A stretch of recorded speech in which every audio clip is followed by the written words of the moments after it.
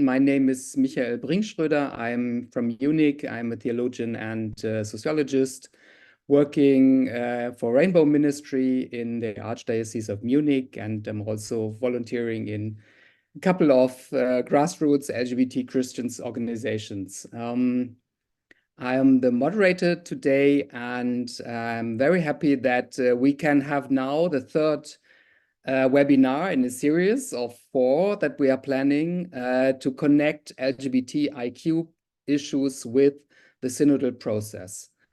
The first one took the perspective of the synodal process. So what is the style? What is the conversation in the spirit? What are the real topics that were discussed on the floor of the synodal assembly?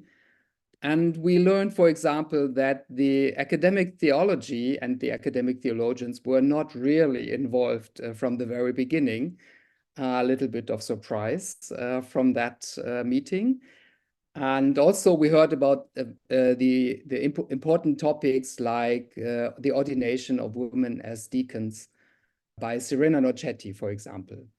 The second meeting that we had was about the importance and the impact of Fiducia Supplicans, the document, the declaration of the DDF from the Vatican on blessings, and also how this connects. So that was a kind of in between what is coming out of the official hierarchical voices of our church, and how does this affect LGBT people, especially same-sex couples. And today we want to turn around another time. So starting from the experiences of LGBTIQ people, and especially focusing on vulnerabilities. We will hear about some of the most pressing vulnerabilities of our global LGBTI+ community, but also about empathetic and sensitive pastoral approaches to mitigate them, as well as human rights advocacy to fight against them. We are well aware that our webinar today is far from being representative.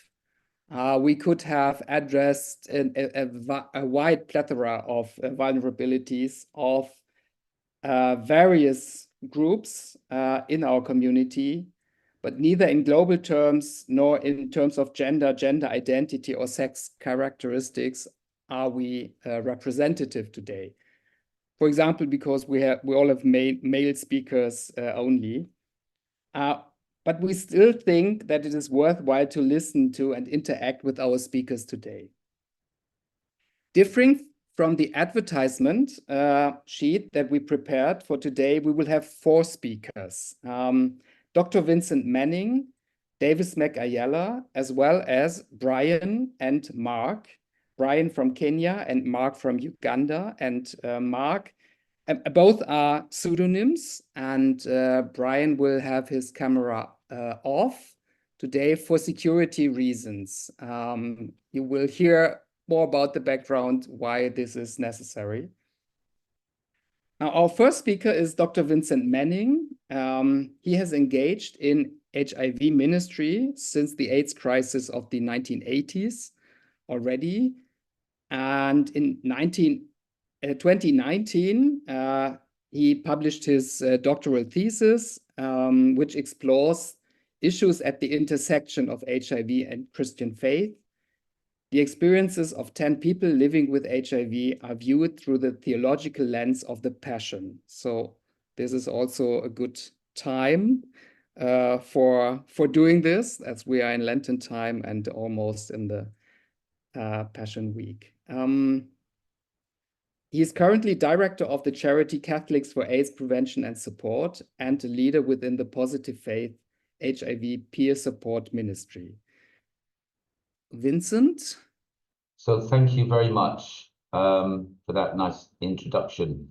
I am going to speak a little bit today about issues and the experience of people living with HIV and our experience of ministry in the church, and to do so conscious that this is part of a wider synodal process.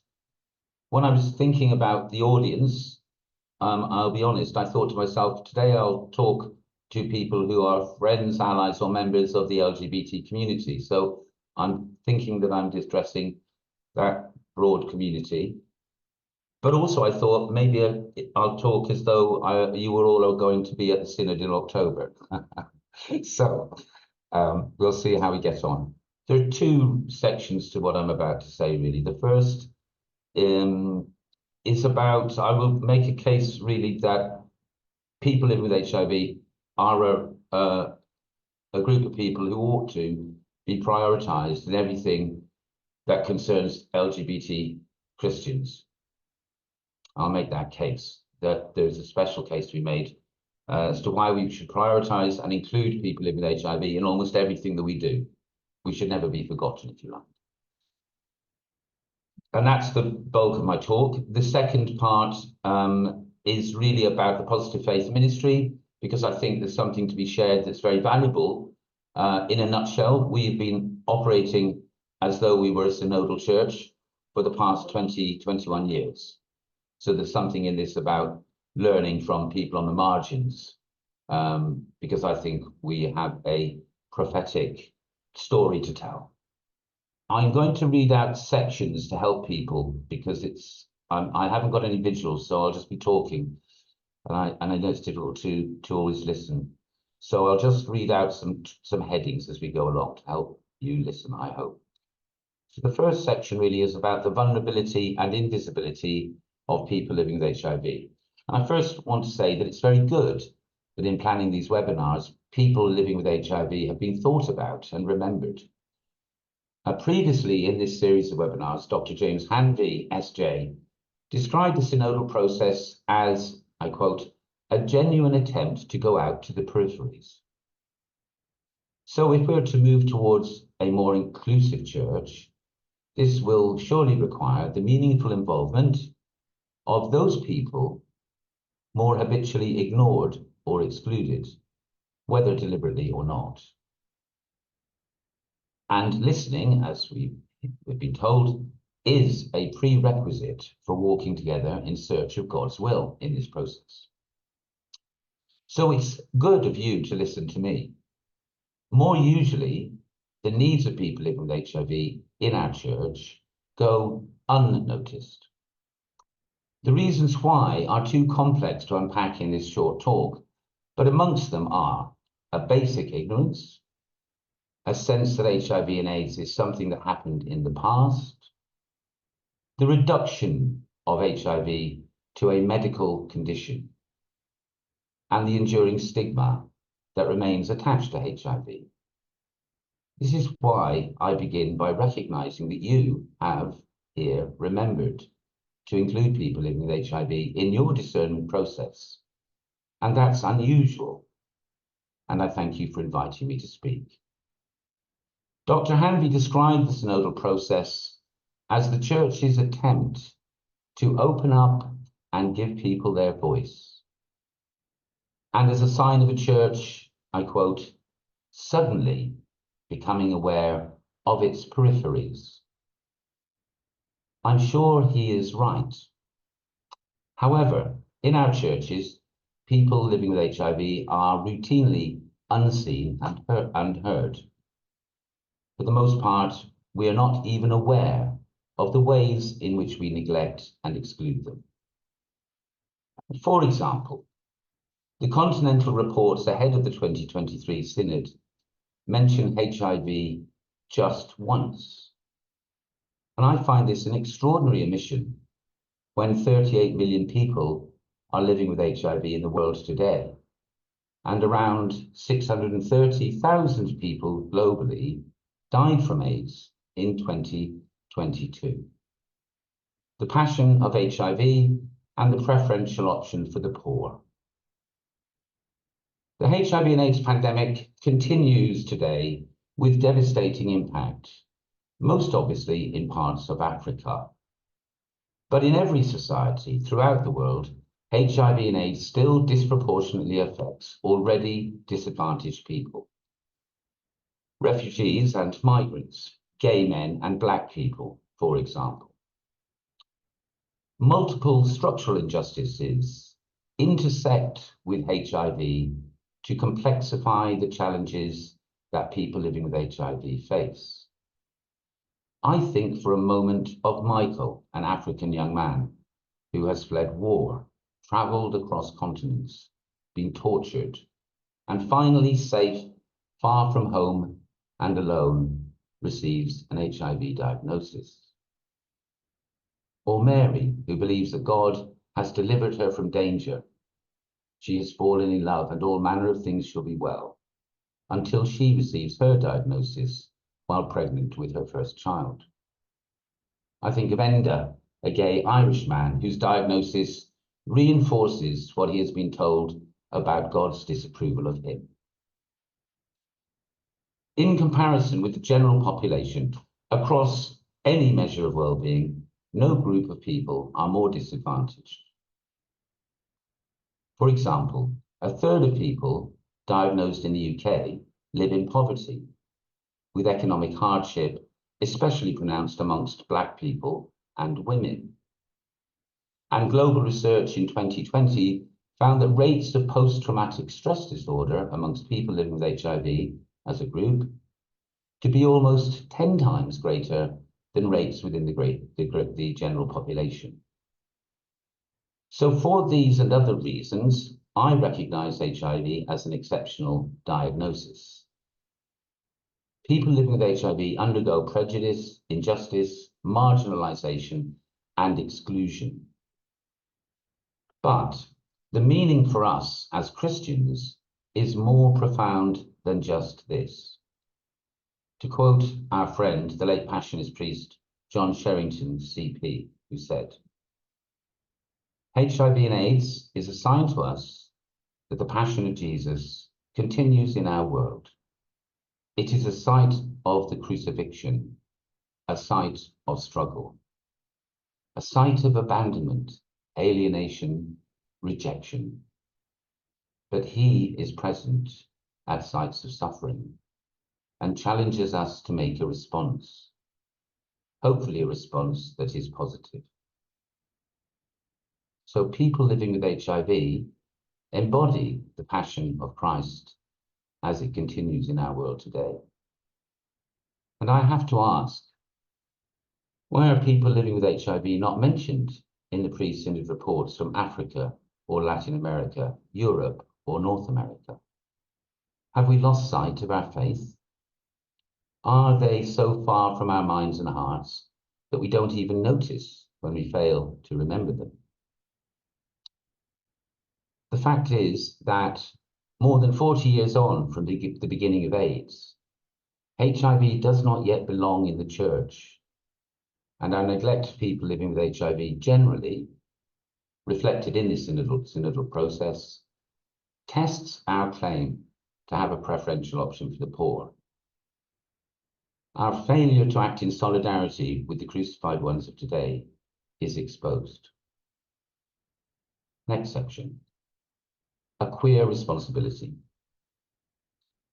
Members of the Catholic LGBTQ community have a particular responsibility to remember HIV and AIDS, to keep alive the memory of those who have struggled for the rights of LGBT people, those who protested in cathedrals and called the church to repentance, who demanded that treatments be made available, who served their sisters and brothers when, like the disciples at Gethsemane, most people fled from the sight of suffering and the stigma of the cross of HIV.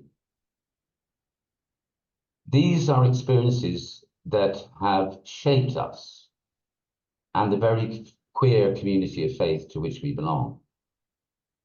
We have a particular responsibility to model a new way of being church because this is our story. Let us recall the slogan from the height of the AIDS crisis in the Western world: silence equals death. When bishops collude with the criminalization or demonization of gay people and make HIV treatment inaccessible and endanger life, we can speak up. We know what it is to be silenced, and so we are called upon to speak up for others. We understand prejudice and stigma.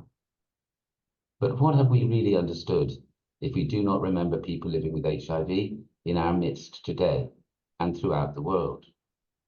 Who else will speak up for them? We have a responsibility not to replicate the exclusionary practices of the church, which we ourselves struggle to overcome. Not to be blind to the suffering of others, but remember our sisters and brothers, heterosexual and gay, living with HIV on the peripheries of our church. This is our story too.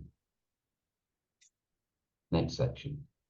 The invitation to meet Christ, who comes to us often in disguise. This is my final point on the importance of remembering and inclusion. When we lose touch with the passion of HIV, the whole church is diminished. As Timothy Radcliffe put it in 1987, to encounter people living with HIV is also an invitation to meet Christ. Theological phrases like the church has AIDS remain little more than shallow theological abstractions until, in the words of Pope Francis, we recognize that in their difficulties, people living with HIV know the suffering Christ. Phrases like the church has AIDS will remain a shallow theological abstraction until, in the words of Pope Francis, we let ourselves be evangelized by people like them. I want now to move on and speak a little bit about the peer support ministry called Positive Faith, why we exist, what we do, and how we do it. The first Positive Faith meeting took place in the basement of a church in central London in 2004. It followed a conference organised by the charity Catholics for AIDS Prevention and Support.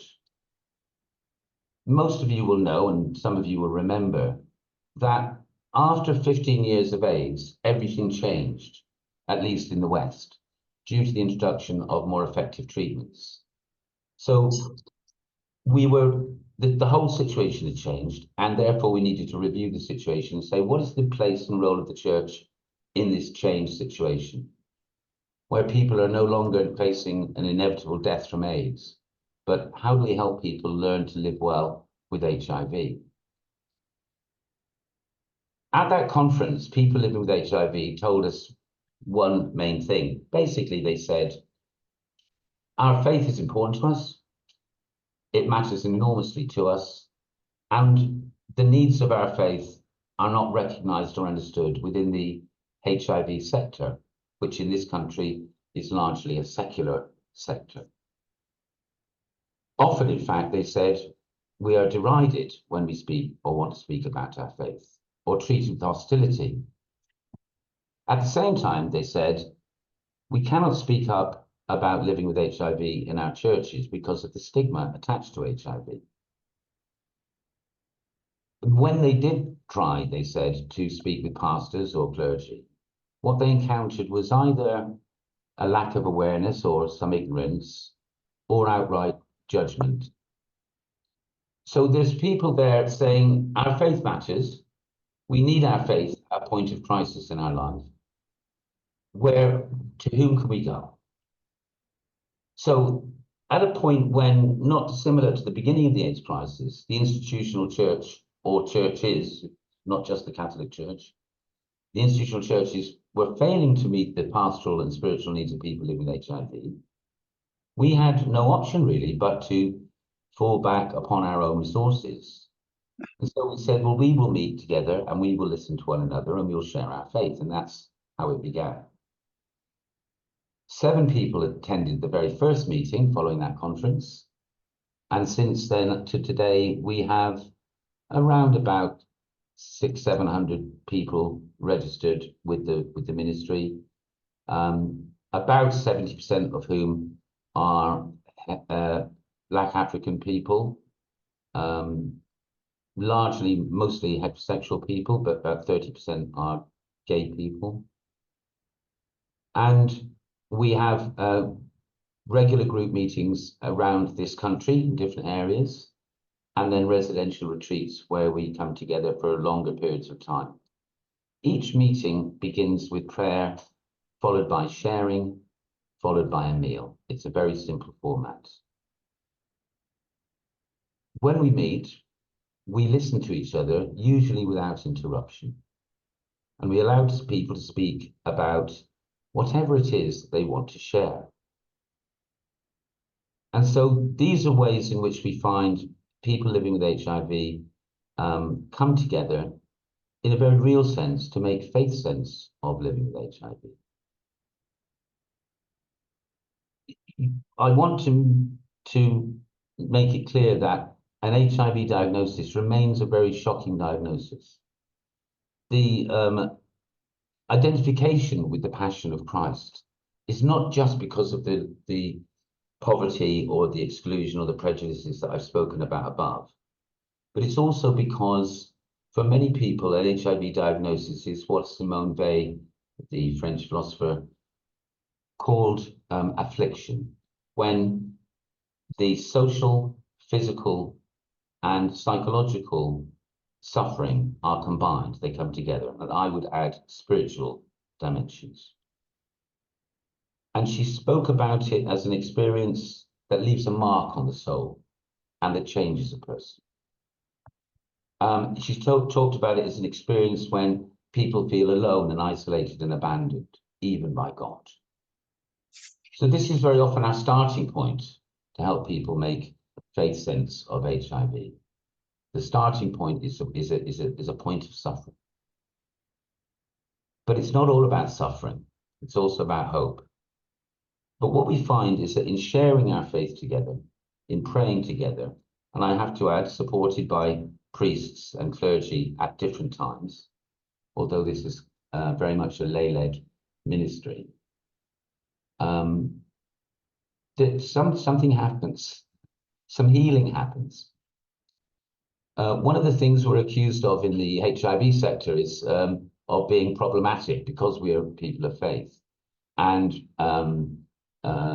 in some Christian churches, of course, the notion that of sickness is seen almost as a personal failure, any sickness, but especially something like HIV, which is so still associated with sex, disease, and sin.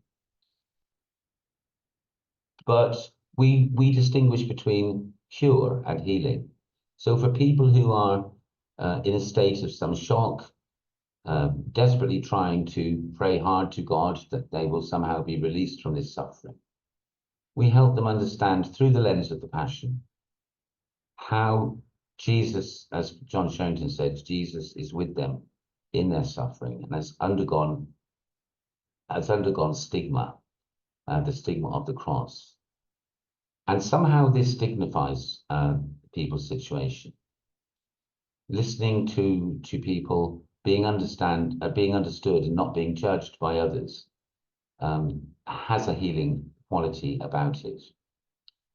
And so we find through the fellowship, through Christian fellowship, through love and service of one another, people are strengthened and they're enabled to pick up their cross, in their particular situation, with all the dynamics that I mentioned, the cross of HIV, and follow Christ as adult disciples. And in turn, they make themselves available to others to do for them what they received themselves. I think I'll finish there and hope that that makes some sense. Thank you so much, Vincent, for this insight in your spiritual work, in the ministry that you're doing, and also for taking up some keywords from the previous speakers and from the synodal process and to fill them with meaning from your perspective. We now move on with the second speaker, Davis Mekayala. He was born in Nigeria and had to flee from there because of persecution there and violence threats, and has become an asylum seeker and a British citizen afterwards, and then came back to Ghana as the founder of the Interfaith Diversity Network of West Africa. And he's currently the executive director of this organization that has members from 11 countries in West Africa. And Davis, as a well-renowned international human rights activist, will speak about the situation of criminalization, not only in Ghana, but I think at this moment in time is very interesting for us, for the audience, what is going on there with the new bill that was accepted by Parliament, is now pending for the signature of the president. Davis, please.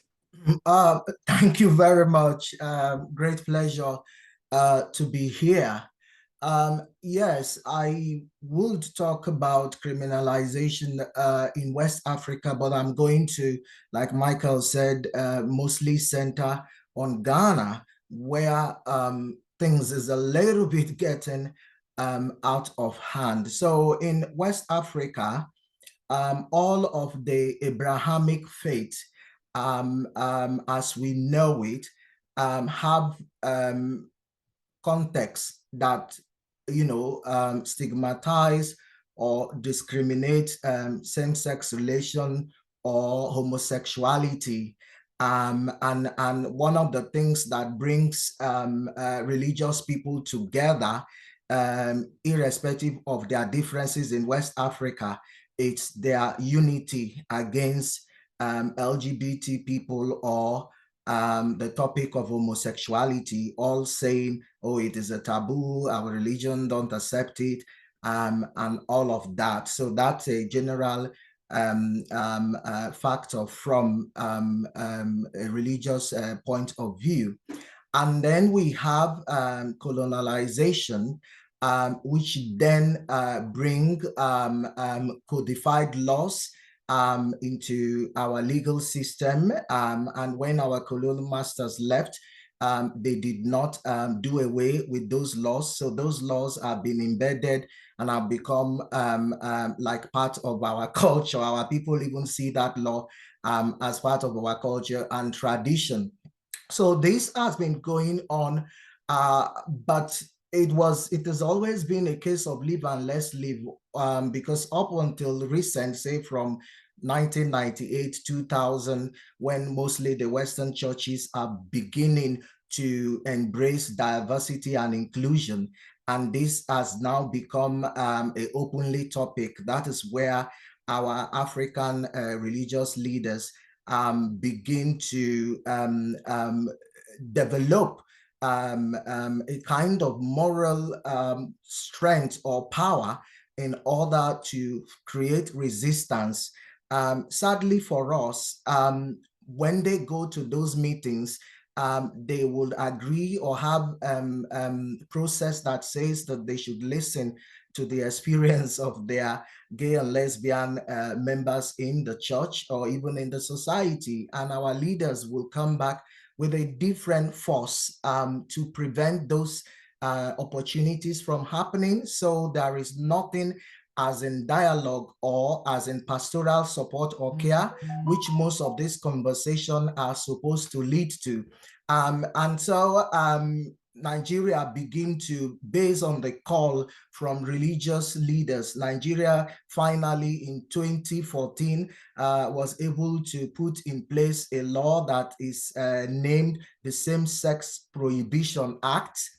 That act was put against same-sex marriage prohibition act, but it has elements that criminalizes all forms of relation, all forms of same-sex identities, and move further than what it was trying to prevent, which is same-sex marriage.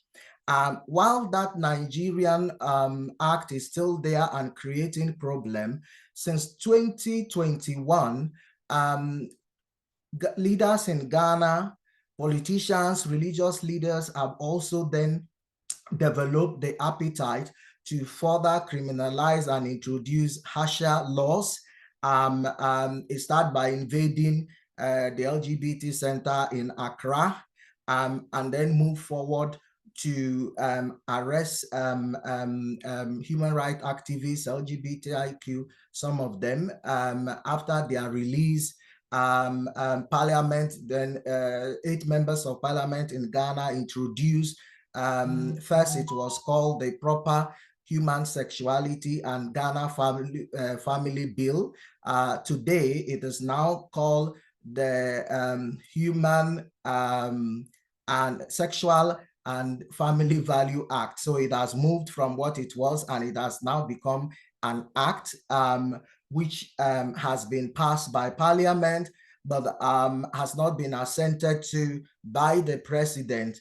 Now, I need to pinpoint some few aspects of what that act Parliament has passed is trying to achieve, which is very, very dangerous. Now, one of the things that that act is trying to achieve is actually depriving same-sex loving people or LGBTIQ people the opportunity to form family, to have a family unit. So it is barring them from marrying.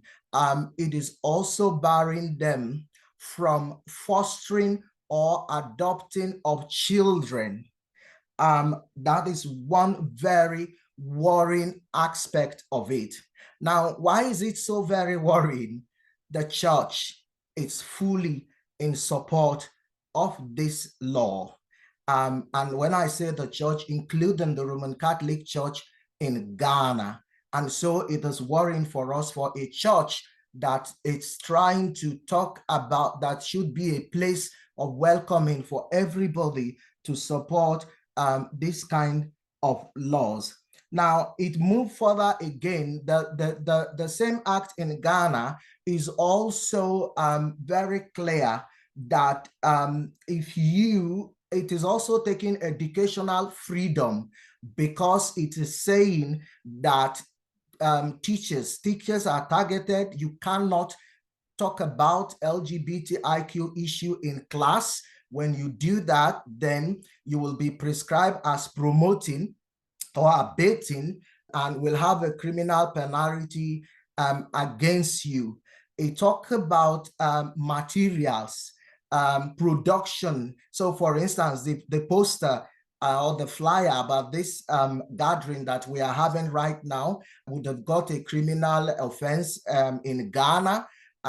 This whole meeting that we are having here in the spirit of that act is a criminal gathering. And each one of us would have been able to get up to 3 to 6 or 10 years, depending on what the sentence will be. Now, it is a danger for us that are going to live with this kind of law, because one thing we have known is that once a law like this begins to be discussed in the public domain or in Parliament, one of the things is that many people in the society already begin to implement.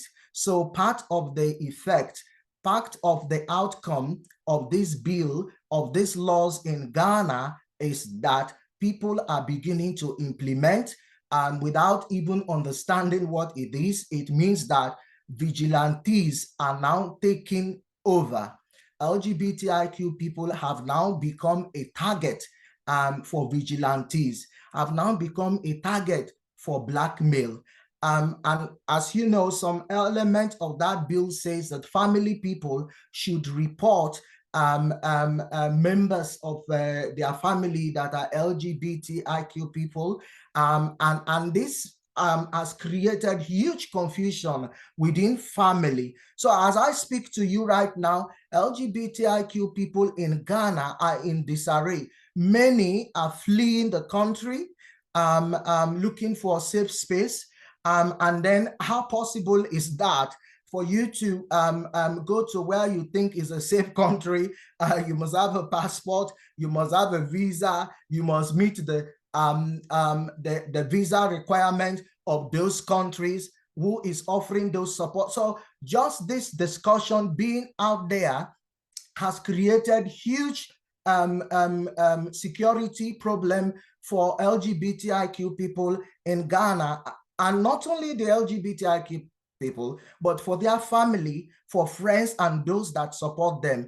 And again, we continue to worry why the Ghana Catholic Bishop Conference continue to play active role in ensuring that the president assents to this bill as soon as possible. This morning, we have wake up to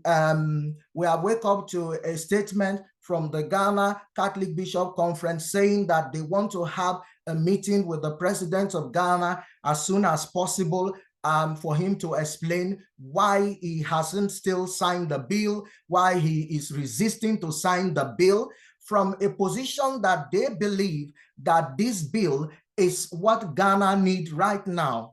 And that is itself shocking to us, in that the church, the Catholic Church leaders in Ghana continue to actively promote criminalization, contrary to the teaching of Pope Francis, who have said, "Who am I to judge?" Contrary to the statement Pope Francis made very clearly that criminalization of LGBT people should be treated with dignity and acceptance. So we are really at a loss as to the type of agenda that the Ghana Catholic Bishop Conference and leaders are promoting. We have made several attempts for them to engage with us so that we can have a conversation and even share our story, and they are not ready to open that door for that dialogue to happen, which we really don't understand.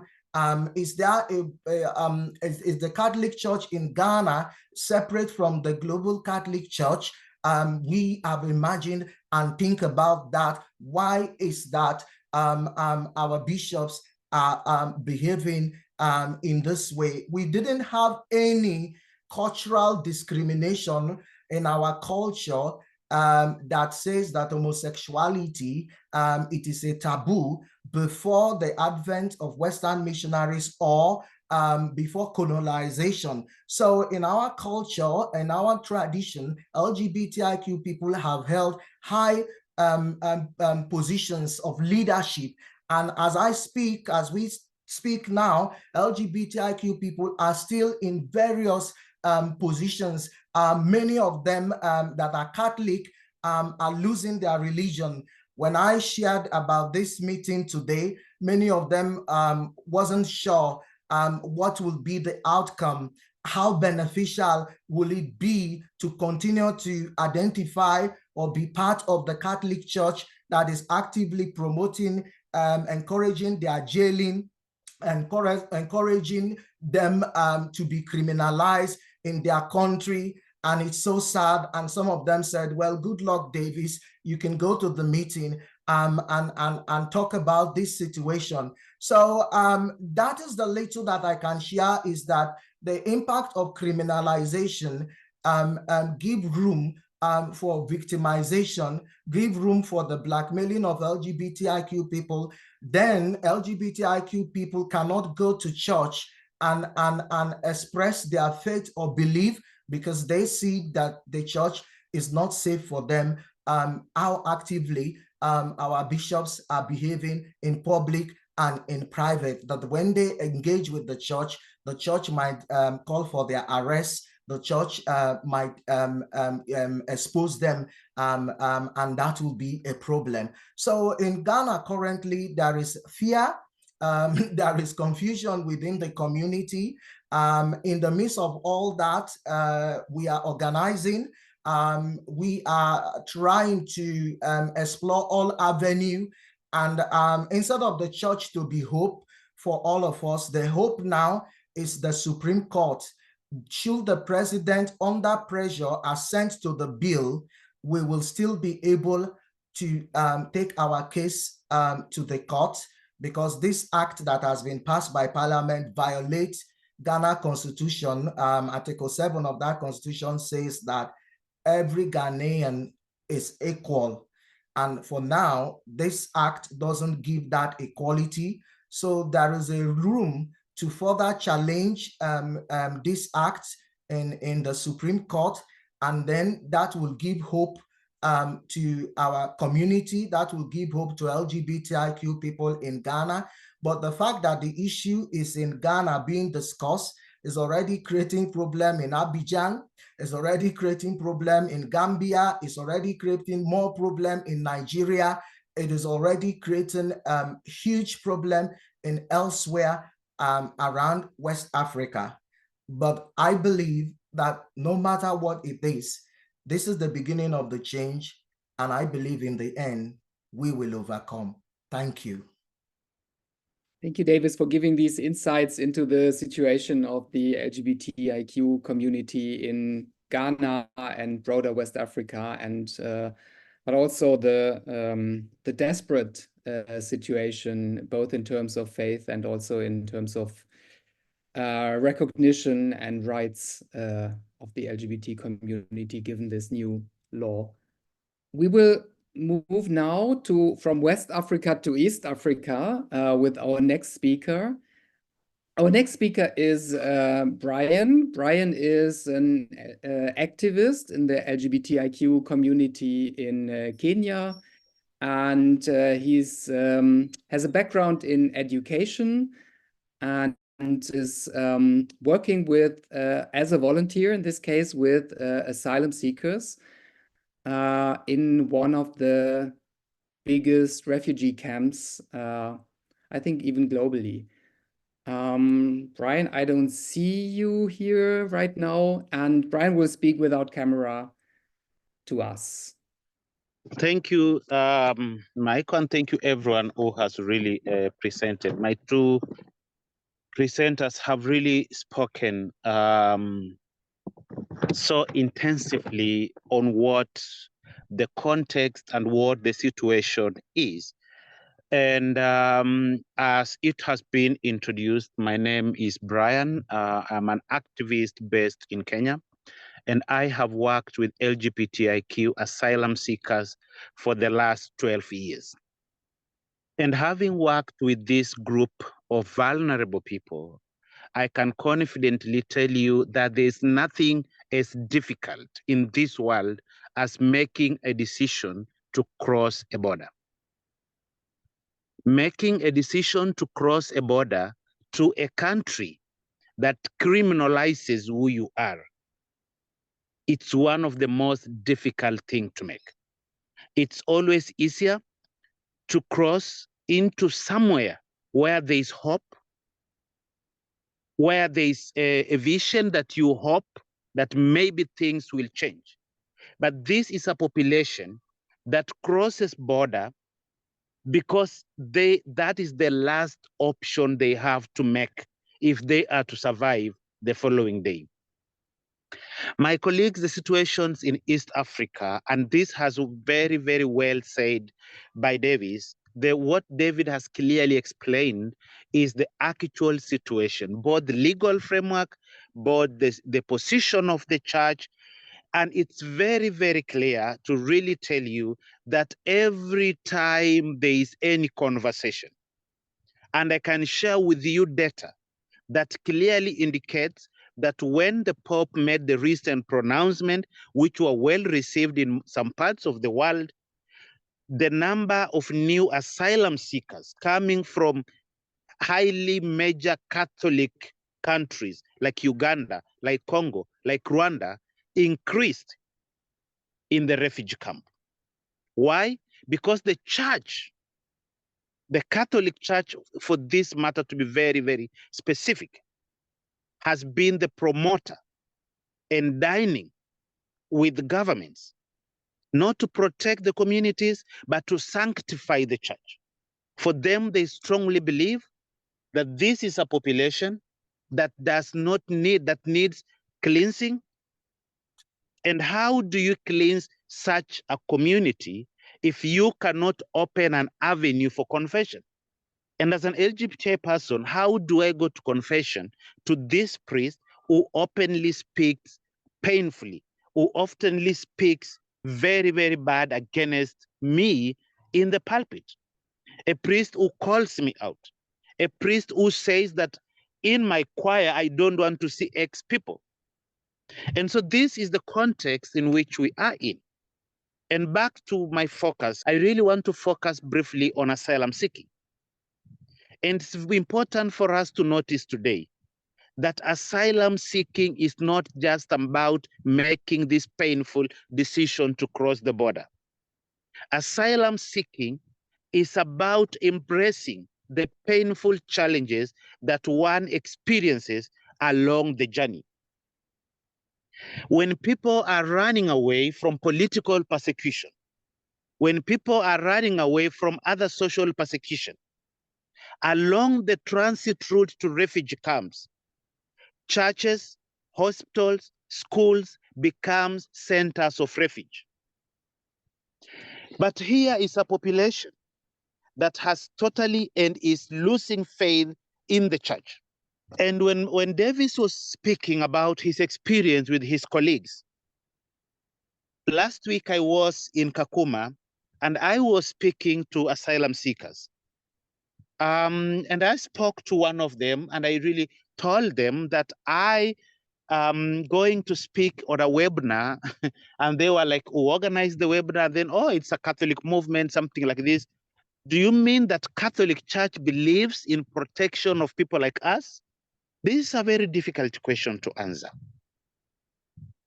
And this is why such forums are very important. And these are difficult questions we need to ask ourselves as Catholics. That are we really even in our midst, in our church, in our professions, in our faith?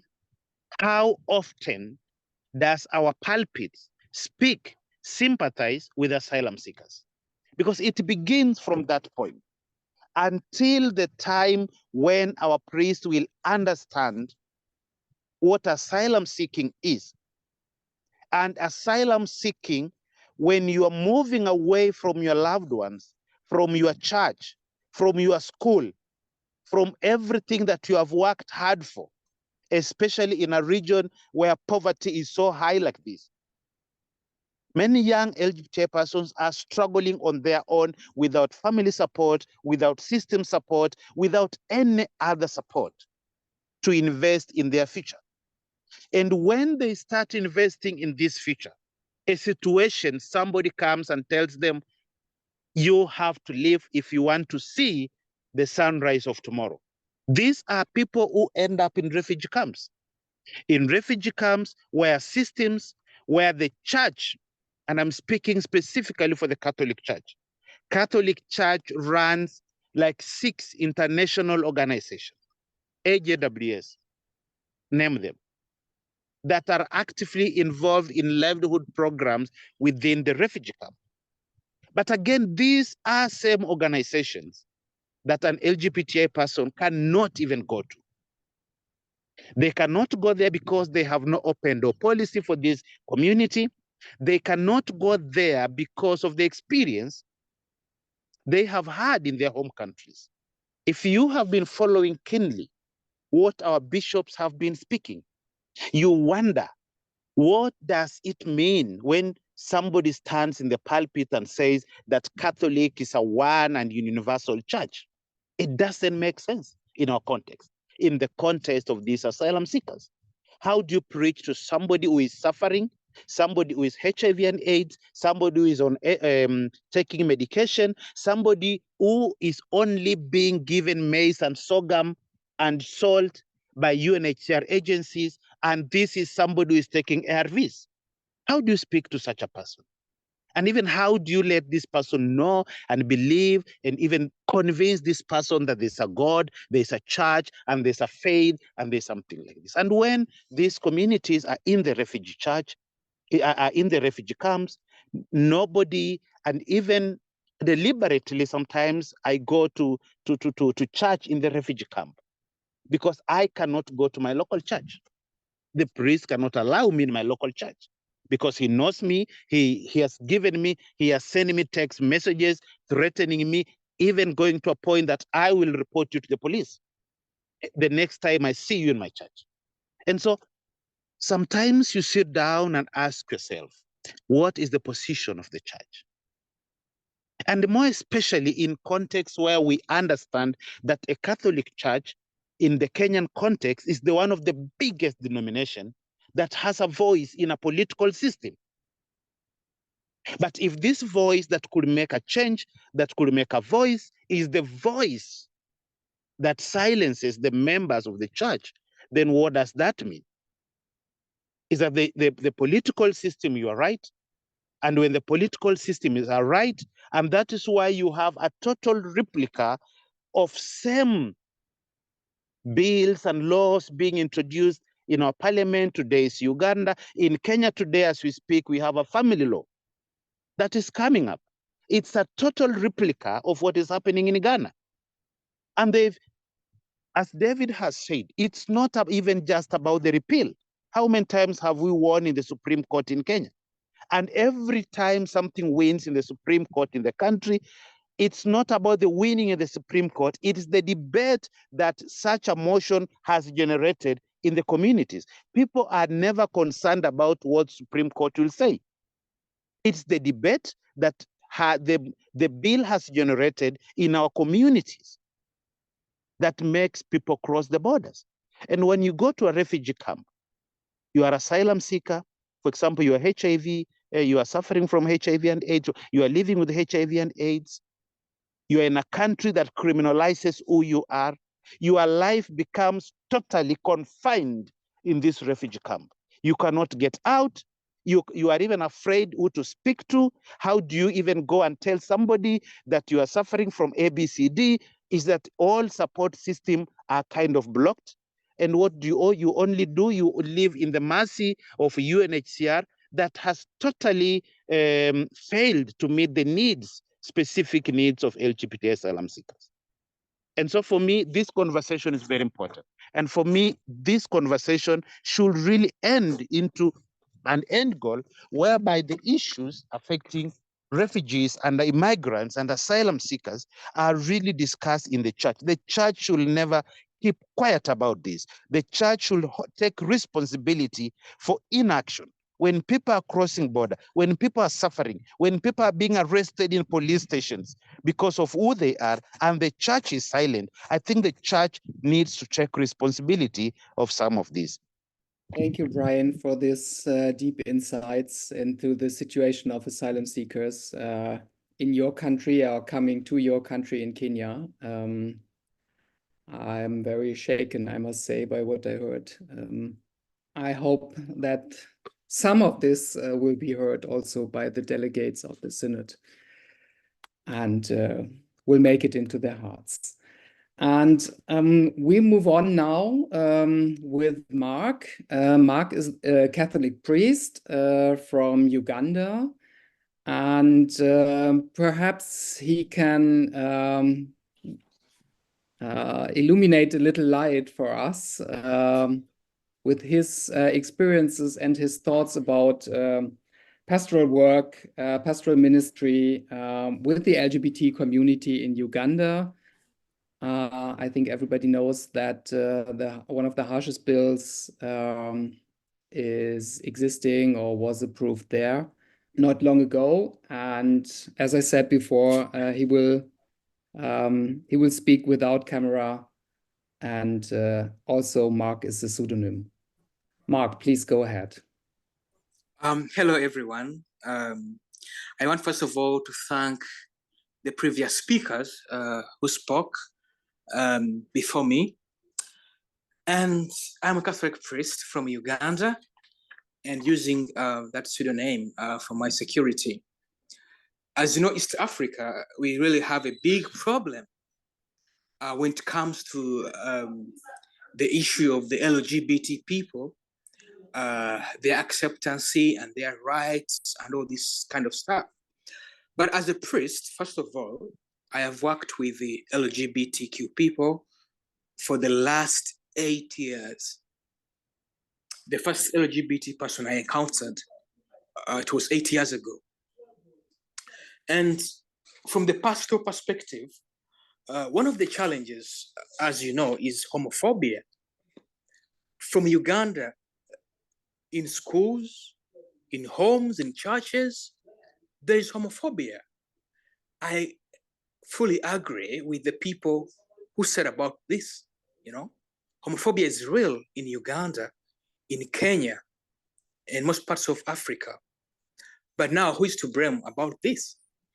We, the church leaders. I'm a priest, you know, but I'm a different priest because I'm a priest who believes that the LGBT people exist and they must exist because this is what they are.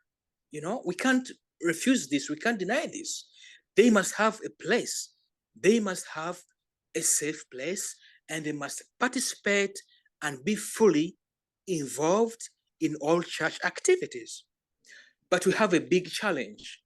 You agree with me as a priest, because in the Catholic Church, we have priests and other religious people, nuns and brothers, consecrated brothers and sisters. But the problem is the bishops, you know. Most Episcopal conferences, like the Uganda Episcopal Conference, when the law was passed, every bishop kept quiet. The law against the LGBTQ people. No bishop raised his voice to reject this law. They supported this law, and I really feel that this is really unfair. But it's deeper. It goes back to the formation. You know, before you become a priest, you have to go through formation in the seminary many years, and there are many homophobic tendencies in seminaries. That's why you see some seminarians, when they discover that either they are gay or they have inclination to something, they always dismiss them.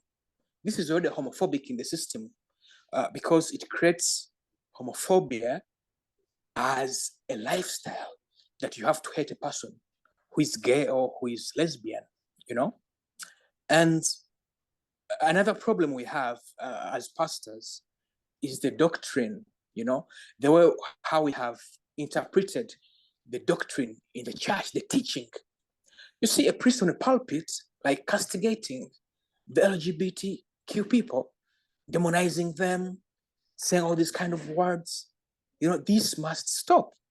And this is a big war, by the way. This is a war that has to be fought within the church. I really feel sorry for the many pains and for the many damages that we priests we have caused to the LGBTQ people, especially those priests who are anti-LGBT and who are really extremely homophobic. I'm a very inclusive person, and I think that's why God has given me a chance to work with LGBT people, to support them, to minister to them spiritually, psychologically, and physically. Now, when I come to the Synod of Synodality, that is going on, I think, until October, my experience here in Uganda, most dioceses refused to say anything about LGBT people.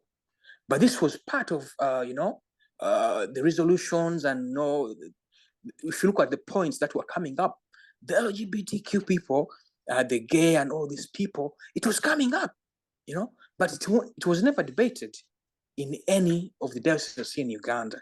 I personally, actually, I can witness, I was banned. I published a document about inclusion of the LGBTQ people, and one of the high priests in the diocese had to censor me and ban me, and the editor of the diocesan magazine had to be dismissed from his job. So this shows how serious really this issue is. But now you ask ourselves, what's the way forward? Should we keep lamenting over this? No, of course we cannot. We can't keep quiet and we can't keep lamenting. But this is the way forward, I think, for pastors and people involved in spiritual activity and ministry. Because, you know, Vatican Council II, there's a document called Gaudium et Spes. It tells us that the joys, the pains, the worries, and anxieties of the people of the world, those are the joys, worries, pains, and anxieties of the church. So we cannot just keep quiet. We have to advocate for acceptance of the LGBT community in our churches, in our homes, in our schools, Here in Uganda, if they discover a gay child, a gay boy, a lesbian, they're dismissed from school, from seminaries. Actually, they cannot even get treatment like the HIV people. You know, people having all the kind of sicknesses. If they discover that you belong there, just be assured of your death, that you will not receive any medical treatment. I think this is really bad. Even in churches, most of these people have been expelled out of churches because of their sexual orientation. I think this must stop. And I actually, all of us who are on this webinar, we need to raise our voice to the churches to strongly come up against homophobic systems. If you know any bishop who is homophobic or a priest, these people, we must know them and we must find a way, you know, I'm sorry to use the word, but to stop them from being homophobic. And this must begin with me as a priest. Then it must come to you also. Everyone, this is our responsibility to create a safe church, a secure church, a church that is very inclusive to all people, no matter what their sexuality is, their language, or their color.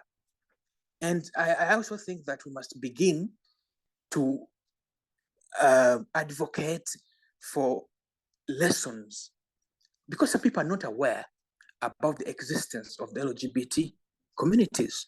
I think we need to sensitize the churches, we need to sensitize the people that these people exist, you know, because we might actually be condemning the church, but actually when some priests and some bishops, they're simply ignorant. They even don't know that these people exist, because some people think that LGBT is an ideology. No, it's not an ideology. This is a fact. It's an existential fact. These people exist. This is not a philosophy or an ideology that people put upon themselves for one thing or another. This is reality. This is real. It exists. These people exist. And they live. They're children of God. They need to be accepted. So we need to sensitize people about the existence of the LGBT communities. And as I'm about to wind up, I think we need to advocate for a radical inclusion. What I mean that we must put up systems whereby in every church or in every school or community, these people take up leadership. They can be altar servers, they can be lectors, they can be sacristans, they can be parish administrators, they can be chancellors. You know, we need to include them in our systems. And spiritually, from a spiritual perspective, I think for all gay people and lesbians and transgender, wherever you belong, you must have a spiritual director. You know, most of us priests, we have kind of run away from the responsibility of being spiritual directors to some of these people who find themselves at the peripheral of the society. But for me, my approach is, as a priest, I must look out to these people who are oppressed and give them spiritual care and counseling. Because the fact is, we are all called to holiness. You can be gay and holy at the same time. You can be a lesbian and a holy person at the same time. You know, you can come and receive blessing. You can come and receive sacraments, you know, because we don't have to sexualize God, that God loves this type of sex, then this type of, this kind of sexual orientation, he doesn't love them. That must stop. We cannot keep on sexualizing God and sexualizing spirituality. We must include all people as spiritual people, because all of us, we have been made in the image of God. And actually, I call upon all priests out there. I know many are here, but they don't want even to know that they are here. And they will listen to this and they read about it. We must be compassionate and considerate to the spiritual needs of the LGBT community, because the LGBTQ people, they are here, they were here, and they'll always be here forever and ever. We can't deny their existence. We must accept them and take them as children of God and support them and include them in all the systems of the church without discrimination. That's what I call for, a radical inclusion of the LGBTQ people in all the systems of the church. So thank you very much for listening to me. Thank you, everyone. Thank you, Mark, for showing us and paving this way in a certain sense. If you allow me a direct question, do you have any other priests around you or in your network who are also willing to serve as spiritual directors? Or are you in a kind of complete isolation as you were censored with your text, for example? I have two more priests, and actually one priest has gone further and has put up a full house where he accommodates all these people. After running away from their homes, he shelters them, feeds them, and gives them spiritual guidance and counseling. I'm not alone. Thank you again.